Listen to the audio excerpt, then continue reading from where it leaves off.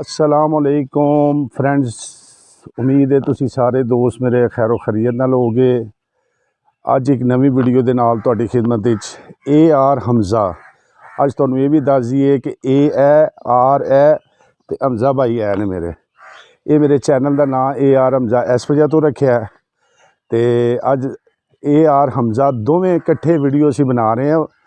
तो अज की जी वीडियो है ये जनाब तुहाडे लई लैके आए हैं। असी एक बहुत बजुर्ग हस्ती ने साडे फारूकाबाद दे विच डेरा सिंधिया दे लागे इन्हां दी एक दरबार है। बहुत मारूफ हस्ती ने, बाबा मस्त इन्हां नूं कहा जाता है। ठीक है जी। तो इन्हां दियां माशाअल्लाह करामात भी बहुत ज़्यादा ने और अल्लाह दे बहुत अच्छे वली गुजरे ने। और पुराने वेखण वाले लोग दसदे ने कि ये एक मकाम तो चले इत्थे आके इन्होंने स्टे किया और उस दौर दे विच काफ़ी ज़्यादा लोगों ने जिहड़े ने ना इन्हां तो फैज़ हासिल किया। और अज भी लोग इन्हां दे दरबार ते बड़ी दूरों दूरों आके ते फैज़ हासिल कर रहे हैं। एक है तुसीं पिछे दरख्त वेख रहे होगे, मेरा कैमरामैन तुहानूं विखाएगा कि ये अज तो कोई 100 साल पुराने दरख्त भी इत्थे मौजूद है। तो हुण असीं चलने अंदर ते तुहानूं अंदर दरबार दी विखाने आओ जी। यह दरबार का बैरूनी दरवाज़ा है।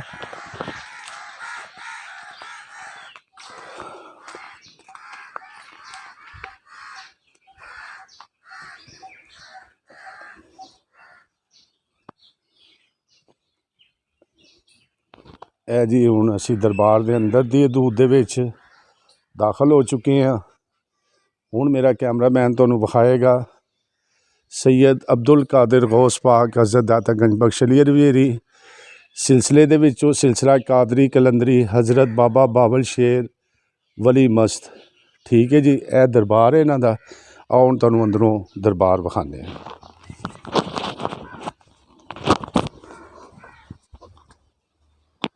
अस्सलाम वालेकुम सलाम, की हाल है जी? अस्सलाम वालेकुम।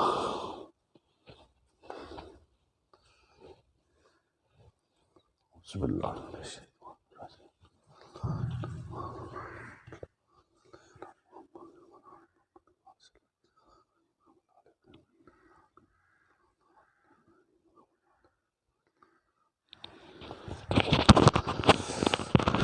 जी मेरे फ्रेंड तुसी वेखदे होवोगे कि यह दरबार माशाअल्लाह वेखो उत्तों कितना प्यारा लोकेशन इन्हां दी बनाई है। यह वेखो दरबार एवें जी बाबा बावल शेर कलंदर हज़रत दाता गंज बख्श बाबा फरीद शकरगंज बाबा बावल शेर साहब के गद्दी नशीन बाबा तुफैल साहब दी जी यह कबर है। तो वह जिहड़ी है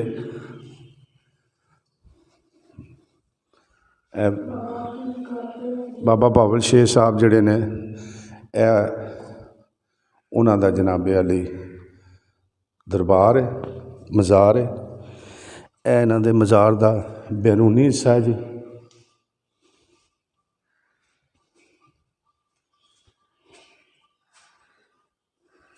यह तुसीं वेख रहे होवोगे यह बैरूनी हिस्सा दरबार का। यह उपरों वेखो माशाअल्लाह कितना खूबसूरत जंगल दे विच मंगल दे रात। यह देखो हमज़ा भाई उधरों भी आए ने। यह तुहानूं इन्हां दे बैरूनी हिस्से का भी विखाइए। यह इन्हां दा बैरूनी हिस्सा जी। हुण इन्हां दे गद्दी नशीन ने। आओ तुहानूं उन्हां दे दरबार ते लैके चलने हैं। फ्रेंड्स ये अल्लाह दे वली ने, इन्हां ने मेहनतां कीतियां ने। वो लोग अजे भी इन्हां नूं याद रखते ने, इत्थे हाज़री मंगते ने, हाज़री देंदे ने। शिफा मन्नत मुराद जो भी है अल्लाह की ज़ात ने पूरी करनी हुंदी है। लेकिन ये हस्तियां ऐसियां ने। यह वेखो यह गद्दी नशीन सी बाबा मस्त दे सिलसिला कादरिया दे बाबा तुफैल और बाबा मस्त सरदार के गद्दी नशीन बाबा मोहम्मद इब्राहिम। आओ तुहानूं हुण अंदरों इन्हां दा भी विखाने आ।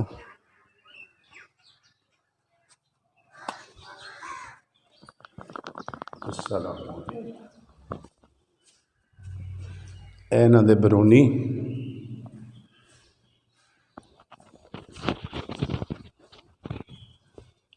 इन्हां दा दरबार शरीफ है। बाबा तुफैल साहब ने इन्हां दे गद्दी नशीन सी।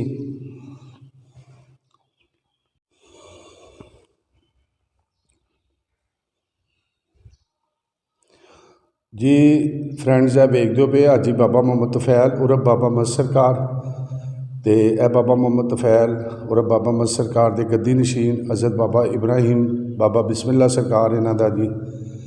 ते इन्हां दा भी अंदरूनी मंजर दरबार दा वेखो। ये हस्तियां हुंदियां ने कि जिन्हां ने मेहनत कीतियां अपनियां जिंदगियां अल्लाह दे राह ते अल्लाह दे दिते हुए रस्ते ते चल के गुजारियां और अज भी लोग इन्हां दे दरबारां ते हाज़री देंदे ने ते मन्नत मुराद जिहड़ी भी मननी है जो कुछ करना है वो सब एक अल्लाह की ज़ात ने करना है। ठीक है तो ये हस्तियां सी ते अज देख लो इन्हां दे अजे तक नाम जिंदा ने। आओ हुण तुहानूं मज़ार दा बैरूनी हिस्से दा भी करवाने हैं जी। आओ जी इन्हां दे दरबार दा बैरूनी हिस्सा है।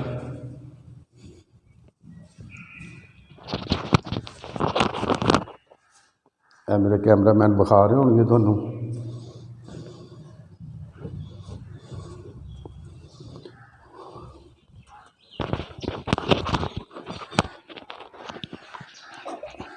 इन्हां दा सेन है।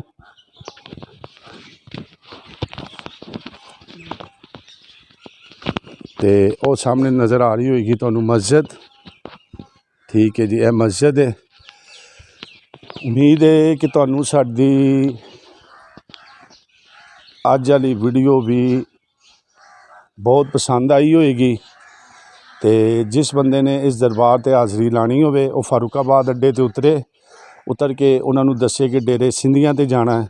उत्थे बाबा रंग अली भी इन्हां नूं कहंदे ने, बाबा मस्त भी कहंदे ने, उन्हां दी दरबार ते जाना है। तो तुसीं इत्थे आओ इन्हां दे दरबार ते हाज़री दिओ ते अल्लाह पाक तुहाडीआं हर मुश्किलां परेशानियां दूर फरमाए। उम्मीद है साडी ये वीडियो तुहानूं पसंद आई होएगी।